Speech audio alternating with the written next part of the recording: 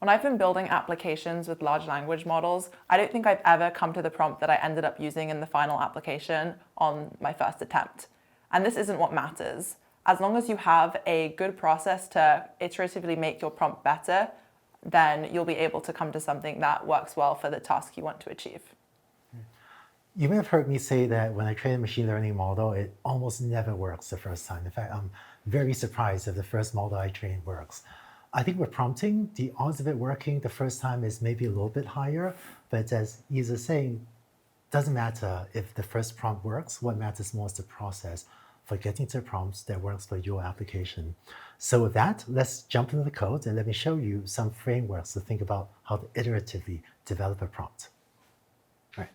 So if you've taken a machine learning class with me before, you may have seen me use a diagram saying that with machine learning development, you often have an idea and then implement it. So write the code, get the data, train your model, and that gives you an experimental result. And you can then look at that output, maybe do error analysis, figure out where it's working or not working, and then maybe even change your idea of exactly what problem you want to solve or how to approach it, and then change implementation and run another experiment and so on, and iterate over and over to get to an effective machine learning model. If you're not familiar with machine learning and haven't seen this diagram before, don't worry about it, not that important for the rest of this presentation.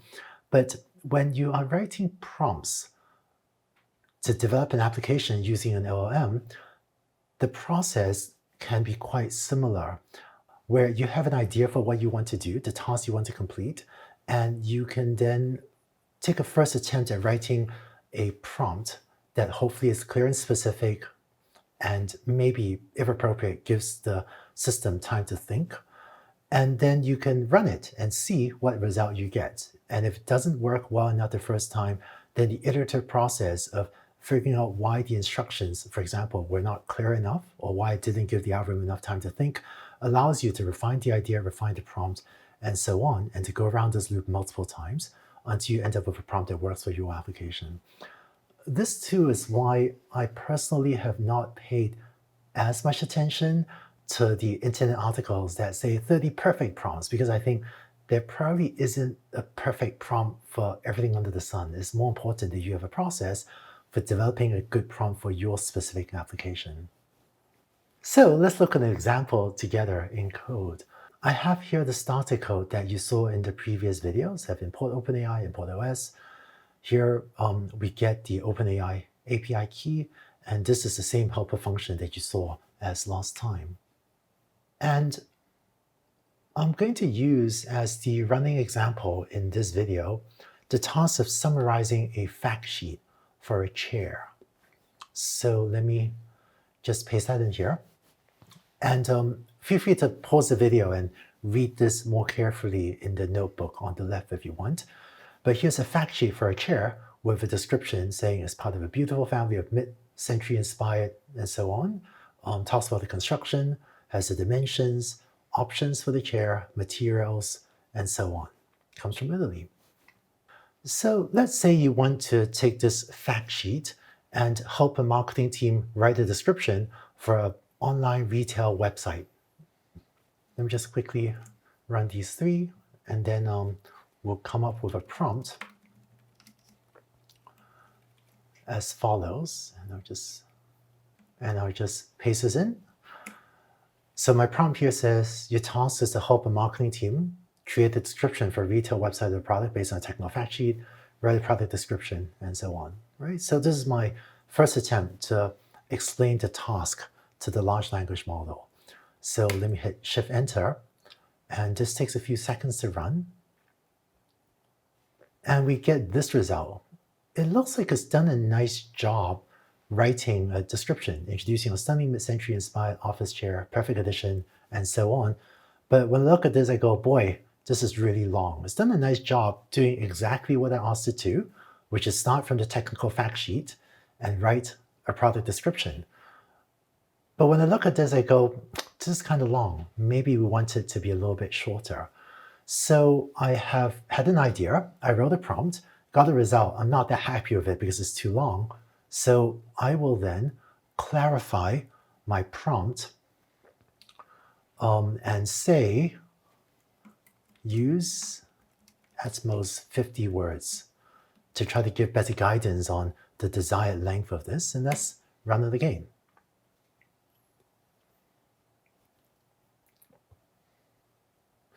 Okay, this actually looks like a much nicer short description of the product. Introducing our mid-century inspired office chair, and so on. 5 view, just, yeah, both stylish and practical. Not bad. And let me double check the length that this is. So I'm going to take the response, split it according to where there's spaces, and then print out the length. So it's 52 words. It's actually not bad.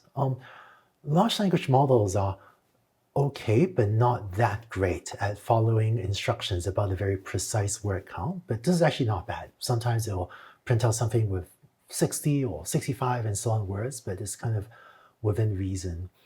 Some of the things you could try to do would be to say use at most 3 sentences.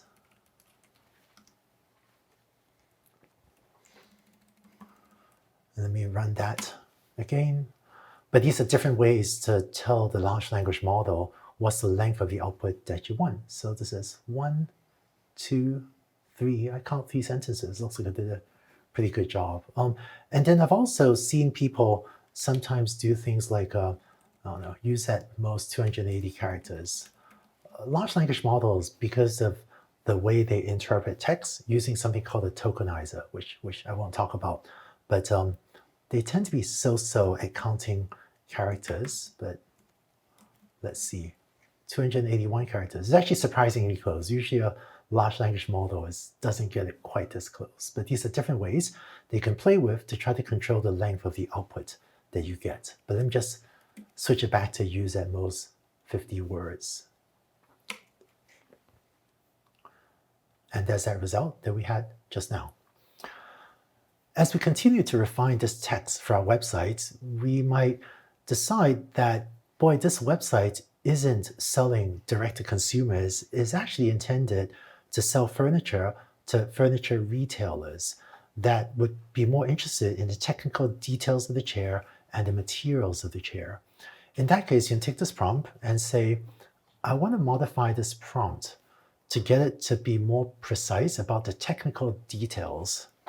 So let me keep on modifying this prompt. And I'm going to say, this description is intended for furniture retailers, so it should be technical and focus on materials products are constructed from.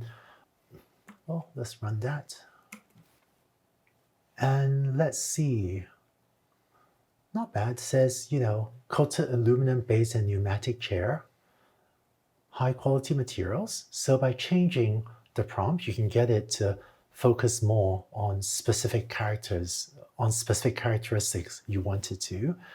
And when I look at this, I might decide, at the end of the description, I also wanted to include the product IDs. So the 2 offerings of this chair, SWC110, SOC100. So maybe I can further improve this prompt. And to get it to give me the product IDs, I can add this instruction at the end of the description, include every 7-character product ID in the technical specification. And let's run it and see what happens. And so it says, introducing a mid-century inspired office chair, shell colors, talks about plastic coating aluminum base, practical, some options, talks about the 2 product IDs. So this looks pretty good. And what you've just seen is a short example of the iterative prompt development that many developers will go through. And I think a guideline is, in the last video, you saw Isa share a number of best practices. And so what I usually do is keep best practices like that in mind, be clear and specific, and if necessary, give the model time to think. With those in mind, it's worthwhile to often take a first attempt at writing a prompt, see what happens, and then go from there to iteratively refine the prompt to get closer and closer to the result that you need. And so a lot of the successful prompts that you may see used in various programs was arrived at an iterative process like this. Just for fun, let me show you an example of a even more complex prompt that might give you a sense of what ChatGPT can do, which is I've just added a few extra instructions here. After the description, include a table that gives the product dimensions, and then format everything as HTML. So let's run that. And in practice, you would end up with a prompt like this really only after multiple iterations. I don't think I know anyone that would write this exact prompt the first time they were trying to get the system to process a fact sheet. And so this actually outputs a bunch of HTML. Let's display the HTML to see if this is even valid HTML and see if this works. And I don't actually know if it's going to work, but let's see. Oh, cool. All right, looks like it rendered. So it has this really nice looking description of a chair, construction, materials, product dimensions. Oh, it looks like I left out the use at most 50 words instruction. So this is a little bit long, but if you want that, you can even feel free to pause the video, tell it to be more succinct and regenerate this and see what results you get. So I hope you take away from this video that prompt development is an iterative process. Try something, see how it does not yet fulfill exactly what you want, and then think about how to clarify your instructions, or in some cases, think about how to give it more space to think to get it closer to delivering the results that you want. And I think the key to being an effective prompt engineer isn't so much about knowing the perfect prompt, it's about having a good process to develop prompts that are effective for your application. And in this video, I illustrated developing a prompt using just one example. For more sophisticated applications, sometimes you will have multiple examples, say a list of 10 or even 50 or 100 fact sheets, and iteratively develop a prompt and evaluate it against a large set of cases.